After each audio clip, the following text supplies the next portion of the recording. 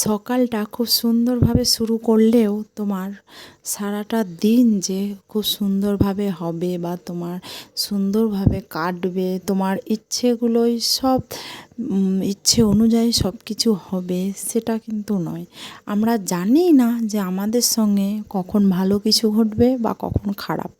ভাবতেই পারি না, এক এক সময় এমন এমন ঘটে যেগুলো আমরা কল্পনাই করি না। আবার এক একটা সময় ভাবি না যে না, আমার সঙ্গে এত সুন্দর ভালো কিছু হওয়ার ছিল, তাই নয় কি? সব কিছুই কেমন যেন হয়ে যায়। যাই হোক, সকাল হলেই তো সেই রান্না বান্না, আর আমি রান্না বান্নাও করছিলাম। শাশুড়ি তরকারি কেটে দেয়, তারপরে দেখো এই গাছগুলো আমাদের গরুতে সব খেয়ে নিয়েছে। ক্যাপসিকাম গাছটায় আরও ধরেছিল, কিন্তু যাই হোক সেগুলো খাওয়াও হয়েছে, আর একটা আছে, এটা অনেকটা বড়, কিন্তু যাই হোক মনে হয় না অতটা বড়।